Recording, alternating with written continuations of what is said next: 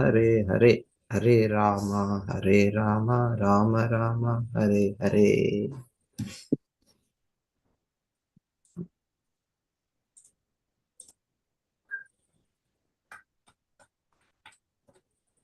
ರಾಜೋವಾಚ ಸಭ್ಯಾ ಶೃಣುತ ಭದ್ರಂ ವಹ ಸಾಧವೋ ಯ ಇಹಾಗತಾಃ ಸತ್ಸು ಜಿಜ್ಞಾಸುಭಿರ್ಧರ್ಮಂ ಆವೇದ್ಯಂ ಸ್ವಮನೀಷಿತಂ.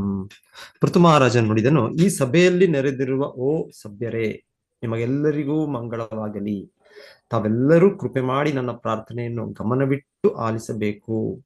ವಾಸ್ತವವಾಗಿ ಜಿಜ್ಞಾಸುವಾದವನು ತನ್ನ ನಿರ್ಣಯವನ್ನು ಉದಾತ್ತರಾದ ಸಜ್ಜನರೆದುರಿಗೆ ಮಂಡಿಸಬೇಕು.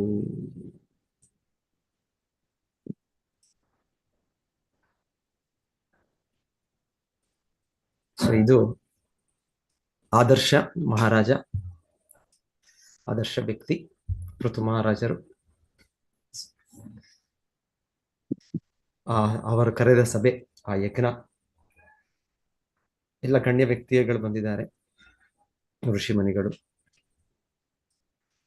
ಬ್ರಾಹ್ಮಣರು, ಕ್ಷತ್ರಿಯರು, ವೈಶ್ಯರು, ಶೂದ್ರರು, ಬೇರೆ ಬೇರೆ ಜನಾಂಗದ ವ್ಯಕ್ತಿಗಳು ಎಲ್ಲರೂ ಇದ್ದಾರಲ್ಲಿ ಆ ಸಭೆಯಲ್ಲಿ. ಋಷಿಮುನಿಗಳು, ದೇವತೆಗಳು. ಸೊ ಹಾಗೆ ಇಲ್ಲಿ ಪ್ರಭುಪಾದರು ಹೇಳ್ತಾ ಇರೋದು, ಅವರು ಮಹಾರಾಜರಾಗಿ ಅವರು ಒಂದು ಆದೇಶ ಕೊಡೋ ರೀತಿಯಲ್ಲಿ ಹೇಳ್ಬೋದು. ಆದರೂ ಅವರು ಬಹಳ ನಮ್ರವಾಗಿ ಅವರು ಅವರ ಇದನ್ನು ಮಂಡಿಸುತ್ತಿದ್ದಾರೆ.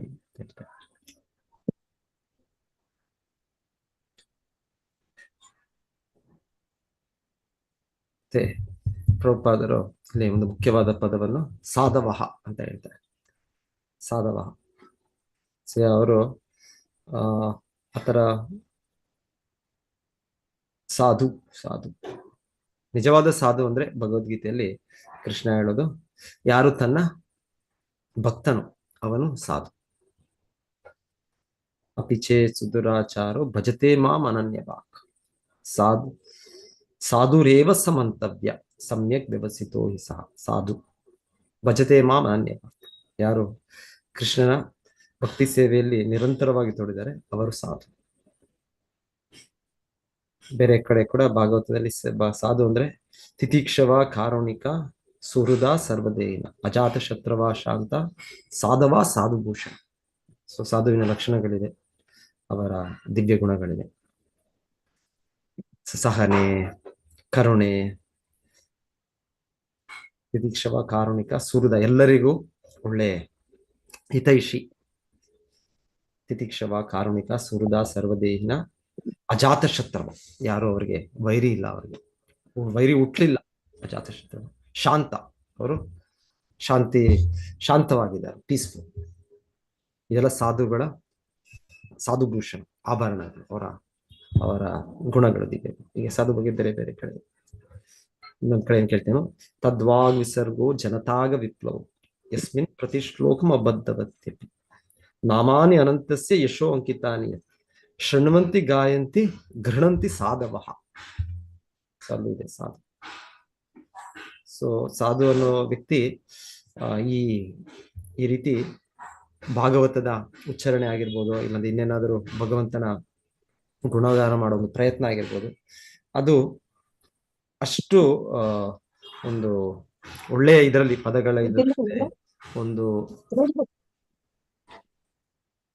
ಸ್ವಲ್ಪ ಭಾಷೆ ಸ್ವಲ್ಪ ಆಚೆ ಈಚೆ ಇದ್ರು ಕೂಡ ಅವರು ಅದನ್ನ ಅಷ್ಟು ಲೆಕ್ಕಿಸದೆ ಅವರು ಅದು ಭಗವಂತನಿಗೆನ್ನು ಹೊಗಳೋಕೆ, ಭಗವಂತನನ್ನು ಭಕ್ತಿ ಸೇವೆ ಭಾವದಲ್ಲಿ ಅದು ಮಾಡಿದ್ರಿಂದ ಆ ರೀತಿಯ ಗ್ರಂಥವನ್ನು, ಆ ರೀತಿಯ ಕೃತಿಯನ್ನು, ಆ ರೀತಿಯ ಹೊಗಳಿಕೆಯನ್ನು ಸ್ವೀಕರಿಸುತ್ತಾರೆ ಅಂತ ಇದು ನಾರದ ಮುನಿಗಳೇ ಹೇಳೋ ಮಾತು. ಸಾಧು ಪುರುಷರು ಸ್ವೀಕರಿಸುತ್ತಾರೆ. ಬಹಳ ಕಡೆ ಬರುತ್ತೆ ಸಾಧುಗಳ ಲಕ್ಷಣಗಳು, ಸಾಧು ವ್ಯಕ್ತಿಯ ಚಟುವಟಿಕೆಗಳು. ಸೊ ಇಲ್ಲಿ ಹೇಳ್ತಾ ಇದ್ದಾರೆ, ಪೃಥು ಮಹಾರಾಜ್ ಪ್ರಭುಪಾದರು ಹೇಳ್ತಾ ಇರೋದು, ಇಲ್ಲಿ ಸಾಧುಗಳು ಬಹಳ ಜನ ಇದ್ದಾರೆ, ಋಷಿಮುನಿಗಳಿದ್ದಾರೆ, ದೇವತೆಗಳಿದ್ದಾರೆ, ಅವೆಲ್ಲ ಸಾಧು ಪುರುಷರು. ಅವರೆಲ್ಲ ಎಷ್ಟೋ ಬ್ರಾಹ್ಮಣರಿದ್ದಾರೆ, ಅವರ ಜೊತೆಗೆ ಬೇರೆಯವರು ಕೂಡ ಇದ್ದಾರೆ. ಶಿಲ ಪ್ರಭುಪಾದ ಇಲ್ಲಿ ಮಶಿಪೂರ್ವ ಆಚಾರ್ಯರ ಟೀಕೆ ಇದರಿಂದಾನು, ಮತ್ತೆ ಪ್ರಭುಪಾದರ ಸ್ವಂತ ಸಾಕ್ಷಾತ್ಕಾರದಿಂದ ಅವ್ರು ಹೇಳ್ತಾ ಇರೋದು, ಅವರು ಈ ಸಭೆ ಅಂದ್ಮೇಲೆ ಎಲ್ಲರೂ ಕೂಡ ಜನ ಇರ್ತಾರೆ. ಸಭೆ ಅಂದ್ರೆ ಎಲ್ಲರೂ ಎಸ್ ನಾವ್ ಹೇಳೋ ರೀತಿಯಲ್ಲಿ ಕೇಳೋರು ಅಂತಾರ. ಈ ತರ ರಾಜ ಮಹಾರಾಜ ಎಷ್ಟು ಅಂದ್ರೆ ಪೃಥು ಮಹಾರಾಜರು ಬಹಳ ಆ ಪ್ರಖ್ಯಾತರು, ಬಹಳ ದೊಡ್ಡ ವ್ಯಕ್ತಿ. ಆದರೂ ಈ ತರ ಹೇಳ್ತಾ ಇದ್ದಾರೆ, ಕೆಲವು ಜನ ಇರಬಹುದು, ಕೆಲವು ಅವರಿಗೆ ಅವ್ರು ಕಂಡ್ರೆ ಅವ್ರಿಗೆ ಆಗೋದಿಲ್ಲ, ಅವ್ರಿಗೆ ಸ್ವಲ್ಪ ದ್ವೇಷ ಭಾವನೆ ಇರೋದು. ಯಾಕಂದ್ರೆ ಇದು ಭೌತಿಕ ಜಗತ್ತು, ಇದು ನಾವೇನು ವೈಕುಂಠ ಜಗತ್ತಿನಲ್ಲಿ ಇಲ್ಲ ನಾವು. ಅಲ್ಲಿ ಇಲ್ಲ, ಅಲ್ಲಿ ಈ ರೀತಿಯ ವೈರತ್ವ, ಮಾತ್ಸರ್ಯ ಇದೆಲ್ಲ ಇಲ್ಲ. ಆದ್ರೆ ಭೌತಿಕ ಜಗತ್ತಿನಲ್ಲಿ ಇದು ಸಹಜ. ನಾವು ಅದನ್ನ ಅಯ್ಯೋ ಇದು ಯಾಕೆ ಹೀಗೆ ಆಗ್ತಾ ಇದೆ, ಯಾಕೆ ಹೀಗೆ ಅವರು ನನ್ನ ಮೇಲೆ ಆ ರೀತಿ ಭಾವನೆಯಲ್ಲಿ ಇರ್ಬೋದು, ನನ್ನ ಈ ರೀತಿ ಅವರು ನಮ್ಮನ್ನು ಆ ವಿರುದ್ಧವಾಗಿ ಮಾಡ್ತಾ ಇರ್ಬೋದು. ಇದು ನಾವು ಎಕ್ಸ್ಪೆಕ್ಟ್ ಮಾಡ್ಲೇಬೇಕು. ಇದು ಭೌತಿಕ ಜಗತ್ತು, ಇದು ಮೆಟೀರಿಯಲ್ ವರ್ಲ್ಡ್. ಇದು ಮೆಟೀರಿಯಲ್ ವರ್ಲ್ಡ್ ನಾವೆಲ್ಲರೂ ಕೂಡ ಆ ರೀತಿಯ ಒಂದು ಭಾವನೆಯನ್ನ ಹೊಂದ ವ್ಯಕ್ತಿಗಳೇ ನಾವೆಲ್ಲ 4 ದೋಷಗಳು ಇಟ್ಕೊಂಡು, ಸೊ ಹೆಚ್ಚು ಕಡಿಮೆ ಸ್ವಭಾವ ಅಷ್ಟೇ, ಇಲ್ಲಾಂದ್ರೆ ಹೆಚ್ಚು ಕಡಿಮೆ ಇದೆ ಎಲ್ಲರಲ್ಲೂ ಕೂಡ ಈ ಮತ್ಸರ್ಯ ಭಾವನೆ ಇದೆ. ಅದು ಪರ್ಟಿಕ್ಯುಲರ್ಲಿ ಇಲ್ಲಿ ಹೇಳ್ತಾ ಇರೋದು ಒಬ್ಬ ವ್ಯಕ್ತಿ ತುಂಬಾ ದೊಡ್ಡ ವ್ಯಕ್ತಿ ಆದ್ರೆ, ಅವರು ತುಂಬಾ ಇದಾದ್ರೆ, ಏನು ಪ್ರಖ್ಯಾತನಾದ್ರೆ ಅವ್ರಿಗೆ ಬಹಳ ಶತ್ರುಗಳಾಗ್ಬಿಡ್ತಾರೆ ಅಂತ ಶ್ರೀಲ ಪ್ರಭುಪಾದರು ಹೇಳ್ತಾ ಇದ್ದಾರೆ. ಸೊ ಪೃಥು ಮಹಾರಾಜರಿಗೆ ಹಾಗೆ, ಪೃಥು ಮಹಾರಾಜರು ಬಹಳ ದೊಡ್ಡ ವ್ಯಕ್ತಿ, ಬಹಳ ಗಣ್ಯ ವ್ಯಕ್ತಿ, ಬಹಳ ಪ್ರಸಿದ್ಧ ವ್ಯಕ್ತಿ. ಸೊ ಡೆಫಿನೆಟ್ಲಿ ಬಹಳ ಜನ ಅವ್ರಿಗೆ ಅವರ ದ್ವೇಷ ಭಾವನೆ ಇದ್ರು. ಆದ್ರೆ ಅವರು ಇಲ್ಲಿ ಉದ್ದೇಶ, ಅವರು ಇಲ್ಲಿ ಸಭೆಯಲ್ಲಿ ಅವ್ರನ್ನ ಉದ್ದೇಶಿಸ್ತಾ ಇರ್ತಾರೆ. ಇಲ್ಲಿ ಒಳ್ಳೆ ಪಾಯಿಂಟ್ ಶ್ರೀಲ ಪ್ರಭುಪಾದರು ಇರ್ತಾರೆ. ಇದು ವ್ಯಕ್ತಿಗಳು ಇರ್ಲೇಬೇಕು, ಭೌತಿಕ ಜಗತ್ತು ಇರ್ಬೇಕು, ಭೌತಿಕ ಜಗತ್ತಿದು ಇದ್ದೇ ಇದ್ದಾರೆ. ಸೊ ಆದ್ರೆ ಹೇಳ್ತಾ ಇರೋದು, ಆ ಮತ್ಸರ ಒಂದು ವ್ಯಕ್ತಿಗಳಿಗೆ ಅವ್ರು ಏನ್ ಮಾಡ್ತಾ ಇದ್ದಾರೆ, ಅವರು ಹೇಗ್ ಮಾಡ್ಬೇಕು, ಮತ್ಸರತೆ ಇರೋ ವ್ಯಕ್ತಿಗಳು ನಾವ್ ಏನ್ ಮಾಡ್ಬೇಕು ಇರುತ್ತೆ. ಇದು ಸಮಾಜ ಹೀಗೆ ಈ ತರ ಪೃಥು ಮಹಾರಾಜರಿಗೆ ಇದ್ಮೇಲೆ ಇನ್ನ ಇದಿರೋದೇ ಇದು ಎಲ್ಲರೂ ಕೂಡ ನಮಗೆ ಇದೇ ಚಪ್ಪಾಳೆ ತೊಟ್ಟೋದಿಲ್ಲ. ಸೊ ಕೆಲವು ಜನ ನಮ್ಮನ್ನ ಟೀಕೆ ಮಾಡ್ತಾರೆ. ಸೊ ಹೇಗೆ ನಾವು ಹೇಗೆ ವ್ಯವಹಾರ ಮಾಡಬೇಕು ತೋರಿಸ್ತೀವಿ.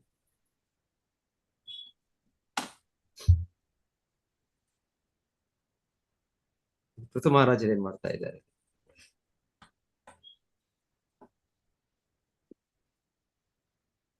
ದ್ವೇಷದ ವ್ಯಕ್ತಿ, ನಿಮಗೆ ಶತ್ರು ಇದ್ದಾರೆ, ಅವ್ರು ಏನ್ ಮಾಡ್ತೀರಾ ನೀವು? ಸೊ ನಾನು ಏನ ಮಾಡ್ಬೇಕು, ಅವ್ರಿಗೊಂದು ಶಿಕ್ಷೆ ಕೊಡಿಸ್ಬೇಕು, ಅವ್ರ ಮೇಲೆ ನಾನು ಸಂಘಟನೆ ಮಾಡ್ಬೇಕು, ಅವ್ರಿಗೆಲ್ಲ ಮೇಲೆ ಮಾಡಿ ಅವ್ರನ್ನ ಕೆಳಗೆ ಇಳಿಸ್ಬೇಕು, ಅದು ಮಾಡ್ತೀರಾ ನೀವು? ಏನ್ ಮಾಡ್ತೀರಾ?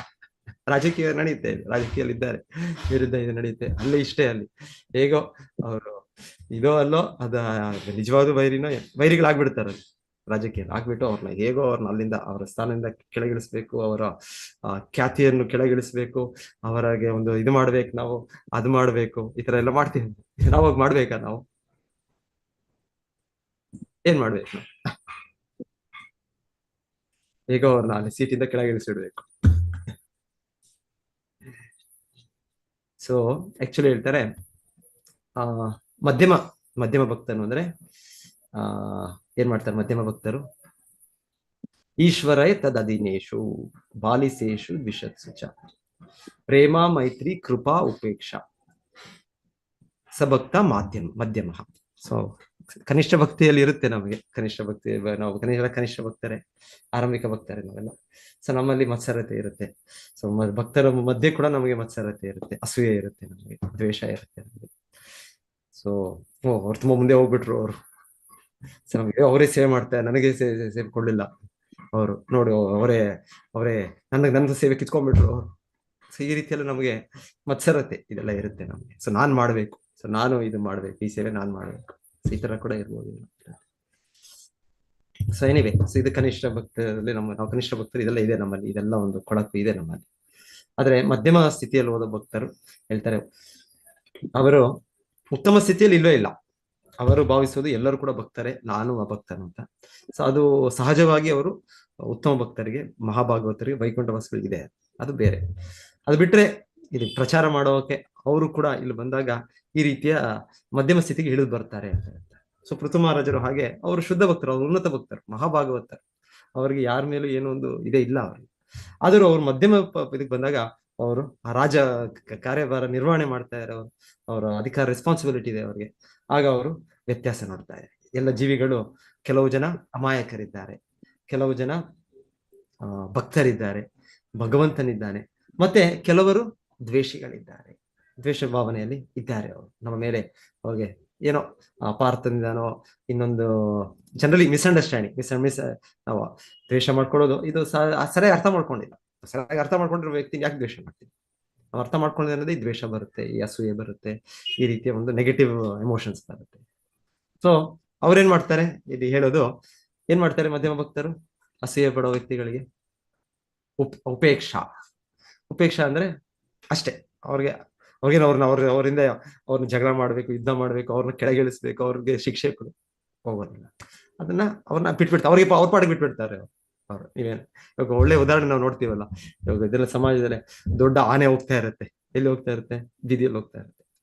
ಸೊ ಅದ್ರ ಹೋಗುವಾಗ ಎಷ್ಟೋ ನಾಯಿಗಳು ಬೋ ಬೋ ಬೋ ಬೋ ಅಂತ ಇದು ಮಾಡ್ತಾರೆ. ಆನೆ ಏನ್ ಮಾಡುತ್ತೆ? ಆನೆ ಏನು ಅದು ನಡ್ಕೊಂಡು ಹೋಗುತ್ತೆ, ಅದು ಪಾಠ, ದೊಡ್ಡ ಪ್ರಾಣಿ ಅದು. ಅದು ಬೇಕಾದ್ರೆ ಇದನ್ನ ಒಂದು ಸಲ ಅದನ್ನ ಇದು ಮಾಡ್ಬೋದು. ಆದ್ರೆ ಹಾಗೆ ನಾವು ನೋಡೋದು ಈ ಇದರಲ್ಲಿ ಪ್ರಕೃತಿಯಲ್ಲಿ ಕೂಡ ಉದಾಹರಣೆ ಅದು ಅದರ ಅಂತ ಅಷ್ಟು ವಿಜೃಂಭಣೆಯಲ್ಲಿ ಅದ್ರ ಒಂದೊಂದು ಹೆಜ್ಜೆಯನ್ನು ಕೂಡ ಹಾಗೆ ನಿಜವಾದ ಉನ್ನತ ವ್ಯಕ್ತಿಗಳಂದ್ರೆ ಅವರು ಭಗವಂತನು ಕೊಟ್ಟಿರೋದು ಮತ್ತೆ ಆಚಾರ್ಯರು ಕೊಟ್ಟಿದ್ದು ಅವರ ಸೇವೆಯನ್ನ ಮುಂದುವರಿಸ್ಕೊಂಡು ಹೋಗ್ಬೇಕು. ಅವ್ರು ಅದು ಬಿಟ್ಬಿಟ್ಟು ಅವರು ಈ ಚಿಕ್ಕ ಚಿಕ್ಕ ಪುಟ್ಟ ಇದರಿಂದ ಇದು ಮಾಡ್ಕೊಂಡು ಹೋಗ್ಬಾರ್ದು. ಸೊ ಹೀಗೆ ಶಿಲ ಪ್ರಭುಪಾದರು ಇಲ್ಲಿ ಈ ಸಾಧು ಅವ್ರನ್ನ ಉದ್ದೇಶಿಸ್ತಾ ಇದ್ದಾರೆ. ಇವರೆಲ್ಲ ಇದ್ದಾರೆ, ಬೇರೆಯವರು ಇದ್ದಾರೆ ಸಭೆಯಲ್ಲಿ. ಸೊ ಅವ್ರಿಗೆ ನಾವು ಜಾಸ್ತಿ ಇದು ಮಾಡ್ಕೊಳ್ತಾ ಇಲ್ಲ. ಅವರು ಇರ್ತಾರೆ, ಎಲ್ಲರೂ ಇರ್ತಾರೆ, ಎಲ್ಲ ರೀತಿಯ ಜನರು ಇರ್ತಾರೆ ಅಂತ ಭಾವಿಸ್ತಾ ಅವರು ಸಾಧು ಪುರುಷರು ಬಂದಿದ್ದಾರೆ, ತುಂಬಾ ಗಣ್ಯ ವ್ಯಕ್ತಿಗಳು ಬಂದಿದ್ದಾರೆ. ಆ ಸಭೆಯಲ್ಲಿ ಯಾರ್ಯಾರು ಬಂದಿರೋ ದೇವತೆಗಳು ಬಂದಿದ್ದಾರೆ. ಅವರು ಬ್ರಹ್ಮ ಶಿವ ಎಲ್ಲ ಬಂದಿರ್ಬೇಕು ಅನ್ಸುತ್ತೆ. ಪೃಥು ಮಹಾರಾಜರು ಅವ್ರು ಮಾಡೋ ಯಜ್ಞದಲ್ಲಿ ಅವರೆಲ್ಲ ದೊಡ್ಡ ದೊಡ್ಡ ವ್ಯಕ್ತಿಗಳು ಬರ್ತಾರೆ. ನಾವು ಸ್ವಲ್ಪ ಹಿಂದೆ ಅಧ್ಯಾಯ ಕೇಳಿದ್ದು, ಇಂದ್ರನು ಕೂಡ ಸ್ವಲ್ಪ ದ್ವೇಷ ಭಾವನೆಯಿಂದ ಸ್ವಲ್ಪ ಸಮಯ ಪೃಥು ಮಹಾರಾಜರ ಬಗ್ಗೆ ಅವರು ಕೂಡ ಅಪಾರ್ಥ ಮಾಡ್ಕೊಂಡ್ರು. ಮತ್ತೆ ಭಗವಾನ್ ವಿಷ್ಣುನೇ ಬಂದು ಅದು ಕೂಡ ಇಂದ್ರನಿಗೆ ಅರ್ಥ ಆಯ್ತು, ಅವರಿಗೆ ಒಂದು ನಾಚಿಕೆ ಆಯ್ತು, ಅಯ್ಯೋ ನಾನೇನ್ ಮಾಡ್ಬಿಟ್ಟೆ, ನಂದೇ ತಪ್ಪು ಅಂತ ಅವರು ಸ್ವೀಕರಿಸಿ ಅವರ ಜೊತೆಗೆ ಪೃಥು ಮಹಾರಾಜರನ್ನ ಜೊತೆಗೆ ಆಪ್ತ ಸ್ನೇಹಿತರಾದರು. ಇನ್ಫ್ಯಾಕ್ಟ್ ಮುಂದೆ ನೋಡ್ತೀರಾ ಇಂದ್ರನು ಪೃಥು ಮಹಾರಾಜನ ಮಗನಿಗೆ ಆಶೀರ್ವದಿಸ್ತಾರೆ. ಈಗ ತಾತ್ಕಾಲಿಕವಾಗಿ ಹಿಂದೆ ಇದರಲ್ಲಿ ತುಂಬಾ ಪೈಪೋಟಿ ನಡೀತು ಇಂದ್ರನಿಗೆ ಮತ್ತೆ ಪೃಥು ಮಹಾರಾಜರಿಗೆ. ಅದ್ರ ನಂತರ ಹೇಳ್ತಾರೆ ಆ ಸನ್ನಿವೇಶದಲ್ಲಿ ಪೃಥು ಮಹಾರಾಜರು ಮಗನು ಪ್ರತಿ ಸಲ ಇಂದ್ರನ ಇದನ್ನು ಅಪಹರಿಸಿದ ಕುದುರೆಯನ್ನು ತೆಗೆದುಕೊಂಡು ಬರ್ತಾ ಇದ್ರು. ಆದ್ರೆ ಇಂದ್ರನನ್ನು ಅವರು ಶಿಕ್ಷಿಸಿಲ್ಲ. ಯಾಕಂದ್ರೆ ಎಷ್ಟಾದ್ರು ಇಂದ್ರ ಉನ್ನತ ವ್ಯಕ್ತಿ. ಅವರ ತಂದೆ ಪೃಥು ಮಹಾರಾಜ, ಅವರು ಶಕ್ತ್ಯಾವೇಶ ಅವತಾರ. ಆದ್ರೆ ಇಂದ್ರನು ಕೂಡ ಏನು ಸಾಮಾನ್ಯ ವ್ಯಕ್ತಿ ಅಲ್ಲ. ಏನೋ ಒಂದು ತಾತ್ಕಾಲಿಕ ಒಂದು ಪತನ ಆಗಿದೆ ಅವ್ರದ್ದು, ಮತ್ತೆ ಒಂದು ಆ ಸನ್ನಿವೇಶ ಆಗಿ ಸೃಷ್ಟಿಯಾಗಿದೆ. ಅವರ ಅಪಾರ್ಥದಲ್ಲಿ ಒಂದು ದ್ವೇಷ ಸಾಧಿಸ್ಕೊಂಡು ಅವರು ಮಾಡ್ತಾ ಇದ್ದಾರೆ. ಆದ್ರೆ ಹೇಳ್ತಾರೆ ಪ್ರತಿ ಸಲ ಅವ್ರ ಜೊತೆ ಆತರ ಯುದ್ಧ ಮಾಡೋದು, ಶಿಕ್ಷೆ ಕೊಡೋದು ಮಾಡಲಿಲ್ಲ ಅವರು. ಕೊನೆಗೆ ಹಾಗಾಗಿ ಪೃಥು ಮಹಾರಾಜನು ಮತ್ತೆ ಅಲ್ಲಿರೋ ಬ್ರಾಹ್ಮಣರು ನಾವು ಶಿಕ್ಷಿಸೋಣ ಅಂತ ತಗೊಳ್ಳೋದು ಕ್ರಮ. ಸೊ ಇದನ್ನೆಲ್ಲ ಇಂದ್ರನ ಗುರುತಿಸಿರ್ತಾರೆ. ಸೊ ಪೃಥು ಮಹಾರಾಜನ ಮಗನಿಗೂ ಕೂಡ ಅವರು ಮತ್ತೆ ಆಶೀರ್ವದಿಸಿ ಅವ್ರಿಗೆ ಒಂದು ಬಹಳ ಇದನ್ನು ಕೊಡ್ತಾರೆ. ಅವರು ಅಂತರ್ಧಾನ ಏನೋ ಹೆಸರು ಅದು ಹೇಳ್ತಾರೆ. ಅವರು ಬೇಕಿದ್ರೆ ಅವರು ಕಾಣಿಸ್ಕೊಳ್ಬಹುದು, ಇಲ್ಲ ಅಂದ್ರೆ ಅವರು ಮಾಯವಾಗ್ಬಹುದು. ಸೊ ಆ ರೀತಿಯ ಒಂದು ವರವನ್ನು ಪೃಥು ಮಹಾರಾಜನ ಮಗನಿಗೆ ಇಂದ್ರ ಅನುಗ್ರಹಿಸ್ತಾರೆ. ಇದೆಲ್ಲ ನೋಡ್ತೇವೆ, ಇಲ್ಲೇ ಮುಂದುವರಿಸ್ತಾ ನೋಡ್ತೇವೆ. ಸೊ ಎನಿವೆ, ಸೊ ಇಲ್ಲಿ ಪಾಯಿಂಟ್ ಏನಿತ್ತು ಅಂದ್ರೆ ಇಲ್ಲಿ ಪೃಥು ಮಹಾರಾಜರು ಅವರು ತುಂಬಾ ದೊಡ್ಡ ವ್ಯಕ್ತಿ, ತುಂಬಾ ಖ್ಯಾತಿ ಪಡೆದ ವ್ಯಕ್ತಿ. ಆದ್ರೆ ಅವ್ರಿಗೂ ಕೂಡ ಕೆಲವು ವೈರಿಗಳಿದ್ರು, ಕೂಡ ಕೆಲವು ಶತ್ರುಗಳಿದ್ರು ಅಂತ ಇಲ್ಲಿ ಕೇಳ್ತೇವೆ. ಸೊ ಕೃಷ್ಣನಿಗೂ ಕೂಡ ಕೃಷ್ಣ ಲೀಲೆಯಲ್ಲಿ ಎಷ್ಟು ಜನ ನಾವೆಲ್ಲರಿಗೂ ಕೃಷ್ಣನ ವೈರಿಗಳೇ ಒಂದು ರೀತಿಯಲ್ಲಿ. ಭೌತಿಕ ಜಗತ್ತಿನಲ್ಲಿ ಬದ್ಧಾತ್ಮರಂದ್ರೆ ನಾವೆಲ್ಲ ಕೃಷ್ಣನನ್ನು ವಿರೋಧಿಸಿ, ನಾನು ಯಾಕೆ ಕೃಷ್ಣನೇ ಯಾಕೆ ಒಡೆಯ, ಎಲ್ಲರೂ ಯಾಕೆ ಕೃಷ್ಣನ ಸೇವೆ ಮಾಡ್ತಾರೆ, ನಾನು ಕೂಡ ಒಡೆಯನೇ, ನನ್ನ ಸೇವೆ ಕೂಡ ಎಲ್ಲರೂ ಮಾಡ್ಬೇಕು ಅಂತ ಬಂದಿದ್ದೀವಿ. ಎಲ್ಲರೂ ಒಂದ್ ರೀತಿ ಕೃಷ್ಣ ವೈರಿಗಳೇ ನಾವು. ಸೊ ಏನಿದೆ, ಮತ್ತೆ ಕೃಷ್ಣನೇ ಅವತರಿಸಿದಾಗ, ಭಗವಂತನೇ ಅವತರಿಸಿದಾಗ ಎಷ್ಟು ವ್ಯಕ್ತಿಗಳು ಅವನನ್ನು ವಿರೋಧಿಸಿದ್ದು, ಎಷ್ಟು ಜನ ಅವನ ಬಗ್ಗೆ ಅಸೂಯೆ ಪಟ್ಟದ್ದು. ತುಂಬಾ ಅಸೂಯೆ ಪಟ್ಟದ ವ್ಯಕ್ತಿ ಯಾರು? ಕೃಷ್ಣನ ಬಗ್ಗೆ ತುಂಬಾ ಅಸೂಯೆ, ಕೃಷ್ಣ ಕಂಡ ತುಂಬಾ ಅಸೂಯೆ ಶಿಶುಪಾಲ. ಧನ್ಯವಾದಗಳು. ಮಾತಾಡಿ ಸಿದ್ದಾರೆ ಎಲ್ಲರೂ. ಇವ್ರಿಗೆ ಕಂಸನಿಗೆ ಸ್ವಲ್ಪ ಭಯ, ಕೃಷ್ಣ ಕಂಡ್ರೆ ಅಯ್ಯೋ ಹಿಂದೆ ಜನ್ಮದಲ್ಲೂ ಕೊಂದ್ಬಿಟ್ಟ ಇವನು ವಿಷ್ಣು, ಈ ಜನ್ಮದಲ್ಲೂ ಕೊಂದ್ಬಿಡ್ತಾನೆ ಅಂತ ಭಯ ಅವರಿಗೆ, ಕಂಸನಿಗೆ. ಪೌಂಡ್ರನಿಕೆ ಈ ಮಾತಾಜಿ ಪೌಂಡ್ರಕ ಅಲ್ಲ ಪ್ರಭುಜಿ, ಅಲ್ಲ, ಮಾತಾಜಿ ಹೇಳಿದ್ದು ಒಳ್ಳೆ ಪೌಂಡ್ರಕ ಒಬ್ಬ ಇದ್ದ. ಯಾವ್ದು ಮಾತಾಜಿ ಹೇಳಿದ್ದು ಆ ಶಿಶುಪಾಲ. ಶಿಶುಪಾಲ. ಶಿಶುಪಾಲನಿಗೆ ತುಂಬಾ ದ್ವೇಷ, ತುಂಬಾ ಅಸೂಯೆ ಕೃಷ್ಣನ ಶಿಶುಪಾಲ. ಕಂಡ್ರೆ. ಕೃಷ್ಣ ಇದು ಕೇಳೋದಕ್ಕೆ ಆಗೋದಿಲ್ಲ, ಸಹಿಸಕ್ಕೆ ಆಗೋದಿಲ್ಲ. ಅವನಿಗೆ ಪೌಂಡ್ರಕನಿಗೆ ಒಂಥರ ಆತರ ಇಲ್ಲ, ಏನೋ ಒಂದು ಆಕರ್ಷಣೆ ಇದೆ, ವಿಷ್ಣು ಮೇಲೆ ಆಕರ್ಷಣೆ ಇದೆ. ಆಕರ್ಷಣೆ ಇದ್ದು ಅವನ ರೀತಿಯಲ್ಲೇ, ಕೃಷ್ಣ ರೀತಿಯಲ್ಲೇ ಅವನೇನೋ ಒಂದು ಯೋಗ ಶಕ್ತಿಯಿಂದ, ಇವಾಗ ಯೋಗಾಭ್ಯಾಸ, ಯೋಗದಿಂದ ನಡೀತು. ಅದೆಷ್ಟು ಜನಕ್ಕೆ ಈ ತರ ಇದು ಸಿಕ್ತೋ ಗೊತ್ತಿಲ್ಲ, ಆ ಸಿದ್ಧಿಗಳು ಸಿಕ್ತೋ ಗೊತ್ತಿಲ್ಲ ನನಗೆ. ಆದ್ರೆ ಪೌಂಡ್ರಕನಿಗೆ ಆ ಸಿದ್ಧಿ ಇತ್ತು. ಏನು ಸಿದ್ಧಿ? 4 ಕೈಗಳಿತ್ತಂತೆ ಪೌಂಡ್ರಕು. 4 ಕೈ ಜೋಡಿಸ್ಕೊಂಡ್ಬಿಟ್ಟ ಅವನು ನಾರಾಯಣನ ಇದನ್ನು. ಕೃಷ್ಣನಿಗೆ 2 ಕೈ ಇರೋದು, ನಾನು ನಿಜವಾದ ಅವತಾರ, ನನಗೆ 4 ಕೈಗಳಿದೆ ನನಗೆ. ಸೊ ಪೌಂಡ್ರಕ್ಕಾಗಿ ಮತ್ತೆ ಅವ್ರಿಗೆ ಆಕರ್ಷಣೆ ಇತ್ತು ಕೃಷ್ಣನ ಒಂದ್ ರೀತಿ, ನಾ ವಿಷ್ಣು ಇದ್ರ ಮೇಲೆ. ಅದೇ ರೀತಿ ಬಟ್ಟೆಗಳನ್ನ ತೊಡ್ಕೊಂಡಿದ್ದು, ಅದೇ ರೀತಿ ಈ ಚಕ್ರವನ್ನು ಇದ್ ಮಾಡಿದ್ದು, ಶಂಖ ಚಕ್ರ, ಅದೆಲ್ಲ ಒಂದ್ ರೀತಿ. ಸೊ ಇದೆ ಇದೆ, ಇಲ್ಲ ಅಂತಲ್ಲ. ಆದ್ರೆ ಒಂದ್ ರೀತಿ ಹೇಳ್ತಾರೆ, ಕೃಷ್ಣನಿಗೆ ಅವನನ್ನು ನೋಡಿದಾಗ, ಪೌಂಡ್ರಕನ್ ನೋಡಿದಾಗ ಕೃಷ್ಣನಿಗೆ ತುಂಬಾ ಒಂದು ನಗು ಬರುತ್ತೆ. ಓ, ನನ್ನ ರೀತಿನೇ ಪರ್ಫೆಕ್ಟ್ ಆಗಿ ಇದು ಸಿನಿಮಾ ಅಲ್ಲಿ ಏನ್ ಮಾಡಿದಾಗ ಒಂದು ಇದು ಮಾಡ್ತಾರಲ್ಲ, ಕೃಷ್ಣನ ಒಂದು ಇದು ಮಾಡ್ತಾರೋ, ಇಲ್ಲಾಂದ್ರೆ ರಾಮನ ಒಂದು ಇದು ಮಾಡ್ತಾರೋ, ಎಲ್ಲ ಮಾಡ್ತಾರೆ. ನಿಮ್ಗೆ ಅನ್ಸುತ್ತೆ ಓ ಕೃಷ್ಣನೇ ಬಂದ್ಬಿಟ್ಟೇನೋ ಅನ್ಸುತ್ತೆ. ತೆಲುಗು ಸಿನಿಮಾ ಯಾರೋ ಹಿಂದೆ ಜನರು ನೋಡ್ತಾ ಇರ್ಬೋದು, NT ರಾಮರಾವ್. ಸೊ ಅವ್ರು ಬಂದ್ರೆ ಓ ಕೃಷ್ಣನೇ ಬಂದ್ಬಿಟ್ಟೇನೋ ಅಂತ ಜನರು ಆ ರೀತಿ ಫುಲ್ ಅಲ್ಲಿ ಮೋಡಿ ಆಗಿ ಹಾಗೆ. ಸೊ ಆ ರೀತಿ ಕೃಷ್ಣನ್ ಕೂಡ ನೋಡಿದ್ದು ಈ ವ್ಯಕ್ತಿ ಯಾರು, ಪೌಂಡ್ರಕ. ಓ, ನನ್ನ ರೀತಿಯಲ್ಲೇ ಎಲ್ಲ ಇದು ಮಾಡಿದಾನೆ. ಕೃಷ್ಣನ್ ನಕ್ಕದಂತೆ, ಕೃಷ್ಣನಿಗೆ ನಗು ಬಂತಂತೆ. ಸರಿ, ಅದು ಪೌಂಡ್ರಕ. ಆದ್ರೆ ಶಿಶುಪಾಲನಿಗೆ ಬಹಳ ದ್ವೇಷ. ಶಿಶುಪಾಲನಿಗೆ ಮಾತಾಜಿ ಹೇಳಿದಾಗ ತುಂಬಾ ತುಂಬಾ ದ್ವೇಷ ಶಿಶುಪಾಲನಿಗೆ. ಎದ್ರೆ ನಿಂತ್ರೆ ಕೃಷ್ಣ ಕೃಷ್ಣ ಅಂದ್ರೆ ಸಹಿಸಕ್ಕಾಗೋದಿಲ್ಲ. ನೋಡಿ ಎಷ್ಟರ ಮಟ್ಟಿಗೆ ಕೊನೆಗೆ ಆ ರಾಜಸೂಯ ಯಜ್ಞದಲ್ಲಿ ಆ ಉದ್ದೇಶ ಇವ್ರದ್ದು ಯಾರು, ಯುಧಿಷ್ಠಿರ ಮಹಾರಾಜರದ್ದು ಇದ್ದದ್ದೇನು ಅಂದ್ರೆ ಕೃಷ್ಣ ಪರಮ ಪುರುಷ. ಸೊ ಅವನನ್ನು ಎಲ್ಲರೂ ಅವನ ಪೂಜನೀಯ, ಎಲ್ಲರೂ ಕೂಡ ಅವನನ್ನು ಆಶ್ರಯಿಸ್ಬೇಕು, ಅವನಿಗೆ ಶರಣಾಗ್ಬೇಕು, ಎಲ್ಲರೂ ಕೂಡ ಅವನನ್ನು ಗುಣಗಾನ ಮಾಡಬೇಕು. ಸೊ ಹಾಗೆ ಅವರ ಒಂದು ದೊಡ್ಡ ಸಭೆ, ದೊಡ್ಡ ಇದು, ಎಲ್ಲ ದೇವತೆಗಳು, ಶಿವ ಬ್ರಹ್ಮ, ಎಲ್ಲ ಗಣ್ಯ ವ್ಯಕ್ತಿಗಳು ಬಂದಿದ್ದಾರೆ, ಎಲ್ಲ ಋಷಿಮುನಿಗಳು ಬಂದಿದ್ದಾರೆ. ಸೊ ಅದರಲ್ಲಿ ಇವರು ಸಹದೇವ ಎದ್ದು ಕೃಷ್ಣನಿಗೆ ಮೊದಲ ಪೂಜೆ ಸಲ್ಲಬೇಕು, ಅಗ್ರ ಪೂಜೆ ಕೃಷ್ಣನಿಗೆ. ಕೃಷ್ಣನು ಪರಮ ಪುರುಷ, ದೇವೋತ್ತಮನು, ಎಲ್ಲರಿಗೂ ಕಾರಣನು ಅವನು, ಎಲ್ಲ ದೇವತೆಗಳು ಅವನಿಂದಾನೇ ಬರ್ತಾ ಇರೋದು, ಎಲ್ಲ ಅನಂತ ಕೋಟಿ ಬ್ರಹ್ಮಾಂಡಗಳು ಬರ್ತಾ ಇರೋದು. ಈ ತರ ಸಹದೇವ ಹೇಳ್ತಾ ಇದ್ರೆ ಅವರಿಗೆ, ಯಾರಿಗೆ, ಅಲ್ಲಿ ಶಿಶುಪಾಲನಿಗೆ ಹೃದಯದಲ್ಲಿ ಬೆಂಕಿ ಇದು ವಾಲ್ಕೆನೋ ಬರ್ತಾ ಇದೆ, ಅಲ್ಲಿ ಜ್ವಾಲಾಮುಖಿ ಬರ್ತಾ ಇದೆ, ಅಲ್ಲಿ ಕೇಳಕ್ ಆಗ್ಲಿಲ್ಲ. ಈ ಸಹದೇವನ, ಇವನು ಮೂರ್ಖ, ಅವರು ಚಿಕ್ಕ ಬಾಲಕ ಅಷ್ಟೇ, ಯಾಕಂದ್ರೆ ವಯಸ್ಸಿನಲ್ಲಿ ಸಹದೇವ ಚಿಕ್ಕವನು. ಸೊ ಹಾಗೆ ಇವನು ಬಾಲಕನ ಹೇಳೋ ಮಾತು ಇದು. ಎಂತೆಂಥ ಗಣ್ಯ ವ್ಯಕ್ತಿಗಳಿದ್ದಾರೆ ಈ ಸಭೆಯಲ್ಲಿ. ಇಲ್ಲಿ ಶಿವ ಇದ್ದಾರೆ, ಬ್ರಹ್ಮ ಇದ್ದಾರೆ, ದೇವರ್ಷಿಗಳಿದ್ದಾರೆ, ಬ್ರಹ್ಮರ್ಷಿಗಳಿದ್ದಾರೆ, ಸೂರ್ಯ ಚಂದ್ರ, ಈ ಎಲ್ಲ ದೇವಿ ಎಲ್ಲ ಇದ್ದಾರೆ. ಇವರ ಮುಂದೆ ಇವರೆಲ್ಲರೂ ಗಣ್ಯ. ಕೃಷ್ಣ ಏನು, ಇವನೊಬ್ಬ ಕೇವಲ ಏನು ಗೋಪಾಲ, ಇದು ಗೋವುಗಳನ್ನು ಇದು ಮಾಡೋದು, ಅವನ ಕುಲ ಗೊತ್ತಿಲ್ಲ, ಅವನ ಗೋತ್ರ ಗೊತ್ತಿಲ್ಲ. ಸೊ ಹಾಗೆ ಯಾರು ಶಿಶುಪಾಲನ ದ್ವೇಷ, ಅಸೂಯೆ ಆ ರೀತಿ. ಏನಿವೆ. ಸೊ ಇದು ಇರುತ್ತೆ ಈ ರೀತಿ ದ್ವೇಷ. ಮತ್ತೆ ನಂತರ ನಾವು ಅದೇ ಇದರಲ್ಲಿ ಪಾಂಡವರಿಗೆ ದ್ವೇಷ. ಯಾರು ಪಾಂಡವರ ದ್ವೇಷ? ಧೃತರಾಷ್ಟ್ರ ಮತ್ತೆ ದುರ್ಯೋಧನ ದ್ವೇಷ. ಏನ್ ಮಾಡೋದು ನೋಡಿ, ಇದು ಸಹಜ ಸ್ವಭಾವ ಭೌತಿಕ ಜಗತ್ತಿನ. ಇದನ್ನೆಲ್ಲ ನಾವು ಜನ್ಮಾಂತರ ಇದನ್ನೆಲ್ಲ ಬೆಳೆಸ್ಕೊಂಡು ಬಂದಿದೀವಿ ನಾವು.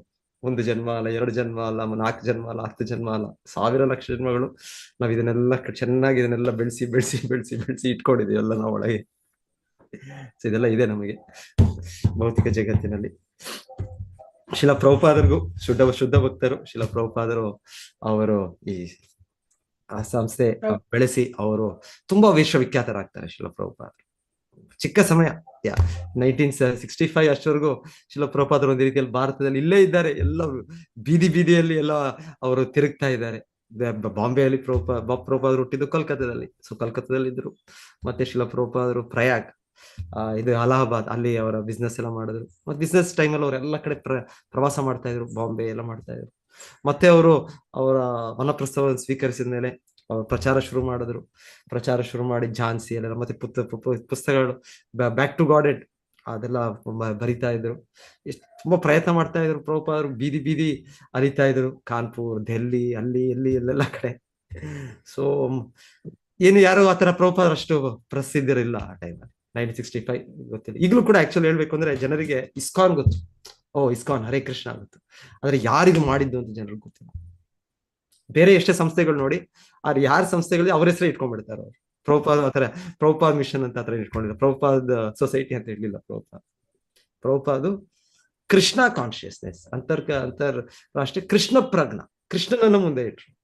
ಅದು ಶುದ್ಧ ಭಕ್ತರು ಆ ಅವ್ರು ಯಾವಾಗ್ಲೂ ಭಗವಂತನ ಮುಂದೆ ಇಡ್ತಾರೆ, ಮತ್ತೆ ಅವರು ಹಿಂದೆ ಇರ್ತಾರೆ.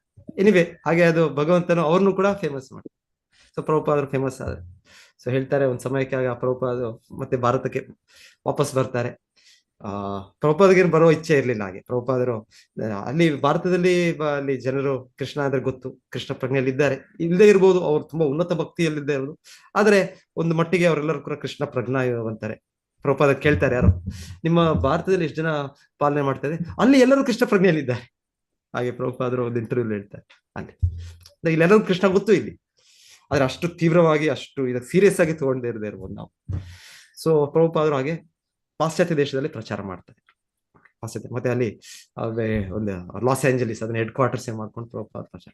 ಮತ್ತೆ ಒಂದು ಕೃಷ್ಣನ ಇಚ್ಛೆ ಹೇಳ್ತಾರೆ ಶ್ರೀಲ ಪ್ರಭುಪಾದ್, ನನಗೆ ಕಳ್ಸಿದ್ದು ಭಗವಂತ ಮತ್ತೆ ಅಲ್ಲಿಂದ ಇಲ್ಲಿ ಭಾರತಕ್ಕೆ ಬಂದು ಇಲ್ಲಿ ಕೂಡ ಪ್ರಚಾರ ಮಾಡ್ಬೇಕು, ಇಲ್ಲಿ ಕೂಡ ಮತ್ತೆ ಇಲ್ಲಿ ಪುನರ್ಜೀವಿಸಬೇಕು ಎಲ್ಲರನ್ನು, ಭಾರತೀಯರನ್ನು ಇನ್ನ ಕೃಷ್ಣ ಪ್ರಜ್ಞೆಯಲ್ಲಿ ಇನ್ನು ಅವ್ರನ್ನ ಸೀರಿಯಸ್ ಮಾಡಕ್ಕೆ. ಭಗವಂತನು ಮತ್ತೆ ಅವ್ರನ್ನ ಕರ್ಕೊಂಡ್ ಬಂದು ಕೆಲವೇ ಸಮಯದಲ್ಲಿ ಹೇಳ್ತಾರೆ, ಈ 1970s ಆಗ ಪ್ರಭುಪಾದರ ಶಿಷ್ಯರು ಸಂಸ್ಥೆ ಅದು ನಂಬರ್ 1 ಸಂಸ್ಥೆ, ಧಾರ್ಮಿಕ ಸಂಸ್ಥೆ. ಅಂದ್ರೆ ಬೇರೆಯವರೆಲ್ಲ ಕೂಡ ಹೇಗೆ ಒಂದು ಇದಿದ್ದಾಗೆ, ಚಿಕ್ಕ ಚಿಕ್ಕ ಗ್ಲೋವಮ್ಸ್ ಇದ್ದಾಗೆ. ಸೂರ್ಯ ಉದಯ ಆದ್ರೆ ಏನಾಗುತ್ತೆ, ರಾತ್ರಿ ಹೊತ್ತು ಕಾಣುತ್ತೆ, ಎಷ್ಟೋ ಚಂದ್ರಗಳು ಕಾಣುತ್ತೆ, ಎಷ್ಟೋ ನಕ್ಷತ್ರಗಳು ಕಾಣುತ್ತೆ. ಬೆಳಿಗ್ಗೆ ಸೂರ್ಯ ಉದಯ ಏನ್ ಕಾಣುತ್ತೆ, ನಕ್ಷತ್ರಗಳು ಇದೆ, ನಕ್ಷತ್ರಗಳು ಇದೆ, ಚಂದ್ರಗಳು ಏನು ಕಾಣುತ್ತೆ. ಹಾಗೆ ಆಚಾರ್ಯರು ದಶಕ 70ರಲ್ಲಿ ಪ್ರಭುಪಾದರು ಆ ಶುದ್ಧ ಭಕ್ತರ ಆಚಾರ್ಯರು ಅವರು ಪ್ರಚಾರ ಹೇಳ್ತಾರೆ, ಬೇರೆ ಎಲ್ಲ ಸಂಘ ಸಂಸ್ಥೆಗಳು ಹೆಸರಿಗಷ್ಟೇ.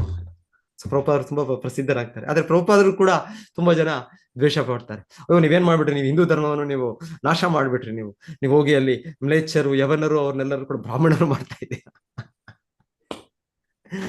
ಸೊ ಹೀಗೆ ಪ್ರಭುಪಾದರು, ಯಾಕಂದ್ರೆ ಪ್ರಭುಪಾದರು ಮಾಡಿದ್ದು ಆ ದೇಶದಲ್ಲಿ ಅವ್ರು ಇಲ್ಲಿಂದ ಈಗ ನಾವೇನ್ ಮಾಡ್ತೀವಿ, ಈಗಲೂ ಇದೆ, ಏನಿದೆ ದೇವಸ್ಥಾನಗಳು ಯಾರು ಮಾಡ್ಬೇಕು ಅಂದ್ರೆ ಇಲ್ಲಿಂದ ಪೂಜಾರಿ ಹೋಗ್ಬೇಕು, ಇಲ್ಲಿಂದ ನಾವು ಅದನ್ನ ಎಕ್ಸ್ಪೋರ್ಟ್ ಮಾಡ್ಬೇಕು ಪೂಜಾರಿ. ಇಲ್ಲ, ಪ್ರಭುಪಾದರು ಆ ರೀತಿ ಮಾಡ್ಲಿಲ್ಲ. ಪ್ರಭುಪಾದರು ಮಾಡಿದ್ದು ಅಲ್ಲಿಯವರೇ ಪೂಜಾರಿಗಳು ಮಾಡ್ತಾರೆ. ನ್ಯೂಯಾರ್ಕ್ನ ಜನರೇ ಪೂಜಾರಿಗಳು, ಅವರೇ ಭಗವಂತನ ಆರಾಧನೆ ಮಾಡ್ತಾರೆ. ಜಗನ್ನಾಥ ಎಲ್ಲ ಕಡೆನೂ ಕರ್ಕೊಂಡು ಹೋದ್ರು ಅವರು. ಮತ್ತೆ ಇದಕ್ಕೆ ಇಂಗ್ಲೆಂಡ್ಗೆ ಹೋದ್ರೆ ಅಲ್ಲಿ ಇಂಗ್ಲಿಷ್ ಅವ್ರಿಗೆ ದೀಕ್ಷೆ ಕೊಟ್ಟು ಅವ್ರಿಗೆ ತಯಾರಿ ಮಾಡಿ ಅವರೇ ಇದಾದ್ರು. ಇವಾಗ ಈಗಲೂ ಕೂಡ ನಮ್ಮ ಮಾಯಾಪುರದಲ್ಲಿ ಹೆಡ್ ಪೂಜಾರೀಸು ಅವರಿಬ್ಬರು ಇವಾಗ ಒಬ್ಬರೇ ಇದ್ದಾರೆ. ಈಗ ಪಂಕಜಾಂಗ್ರಿ, ಜನನಿವಾಸ್ ಪ್ರಭು, ಅಣ್ಣ ತಮ್ಮಂದಿರು. ಸೊ ಅವ್ರಿಗೆ ಬ್ರಿಟಿಷ್ ಹಿಂಗೆ ಇದು ಅವರು ಬ್ರಿಟಿಷರ್ ಒರಿಜಿನಲ್ ಆಗಿ ಜನ್ಮ ಅವ್ರದ್ದು ಇಂಗ್ಲೆಂಡ್ ನಲ್ಲಿ. ಸೊ ಪ್ರಭುಪಾದರು ಅಂತ ಮಹನೀಯರನ್ನು ಅವ್ರು ಸೃಷ್ಟಿ ಮಾಡಿದ್ರು. ಶಿಲ ಪ್ರಭುಪಾದರು ಅವರ ಶಕ್ತಿಯಿಂದ, ಅವರ ಪ್ರಭಾವದಿಂದ, ಅವರ ಕೃಪೆಯಿಂದ, ಅವರ ಕರುಣೆಯಿಂದ ಅವ್ರು ಮಾಡಿದ್ರು. ಆದ್ರೆ ಇದನ್ನು ಭಾರತದಲ್ಲಿ ಜನರು ಇಲ್ಲ ಇದೆಲ್ಲ ತಪ್ಪು, ಅವ್ರಿಗೆಲ್ಲ ಇದು ದೀಕ್ಷೆ ಕೊಡೋದು, ಅವ್ರಿಗೆಲ್ಲ ಈ ಹರೇ ಕೃಷ್ಣ ಮಂತ್ರ ಜಪಿಸಲು ಮಾಡಿಸೋದು, ಅವ್ರಿಗೆ ಬ್ರಾಹ್ಮಣರಾಗಿ ಮಾಡೋದು, ಈ ಕೆಲವು ಜನ, ಎಲ್ಲರೂ ಅಲ್ಲ, ಸ್ವಲ್ಪ ಜನ, ಕೆಲವು ಜನ. ಮತ್ತೆ ಜಗನ್ನಾಥ್ ಪುರಿಯಲ್ಲೂ ಕೂಡ ಒಂದ್ ರೀತಿ ನೋಡಿದ್ರೆ ನಾವು ಪ್ರಭುಪಾದರು ಬಂದ್ರು ಜಗನ್ನಾಥ್ ಪುರಿಗೆ. ಅವರೆಲ್ಲ ಪ್ರಭುಪಾದರನ್ನ ಜಗನ್ನಾಥ ಮಂದಿರದವರು ಆಧಾರವಾಗಿ ಇದ್ ಮಾಡಿದ್ರು ಒಂದು ಸಭೆಯಲ್ಲಿ ಎಲ್ಲ.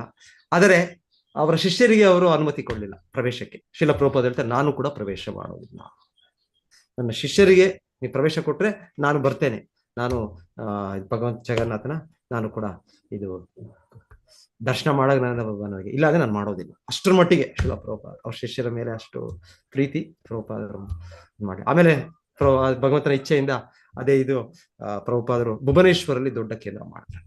ಅವರಿದ್ದಾಗಲೇ ಅವರು ಶುರು ಆಯ್ತು, ಅವರ ಆದೇಶದಲ್ಲಿ ಅವರ ಶಿಷ್ಯರು ಶುರು ಮಾಡ್ತಾರೆ, ಅದೆಲ್ಲ ಆಗುತ್ತೆ. ಬಟ್ ಎನಿವೆ, ಆದ್ರೆ ಶ್ರೀಲ ಪ್ರಭುಪಾದ ಹೇಳಿದ್ದು ದ್ವೇಷ, ಪ್ರಖ್ಯಾತ ವ್ಯಕ್ತಿಗಳು, ದೊಡ್ಡ ವ್ಯಕ್ತಿಗಳು, ಅವರಿಗೆ ಈ ರೀತಿ ಜನರು ಅರ್ಥ ಮಾಡ್ಕೊಳ್ಳದೆ ದ್ವೇಷಿಸುವುದು ನಾವು ನೋಡ್ತಾ ಇರೋದು ಇದೆ. ಇದು ಸಹಜ, ಭೌತಿಕ ಜಗತ್ತಿನ ಇದು ನಿಯಮ ಒಂದು ರೀತಿಯಲ್ಲಿ. ಸೊ ನಾವೇನೋ ಅವ್ರ ಜೊತೆ ಜಗಳ ಮಾಡ್ಕೊಂಡು ನಾವು ಚಿಕ್ಕವರಾಗ್ತೀವಿ ಅಷ್ಟೇ. ನಾವು ಆ ರೀತಿ ಭಾವನೆ ಇಟ್ಕೊಂಡ್ರೆ, ಆ ರೀತಿ ಸ್ವಭಾವ ಇಟ್ಕೊಂಡ್ರೆ ನಾವು ನಮ್ಮ ಕಾರ್ಯವನ್ನು ಮುಂದುವರಿಸ್ಕೊಂಡು ಹೋಗ್ಬೇಕು. ಹರೇ ಕೃಷ್ಣ.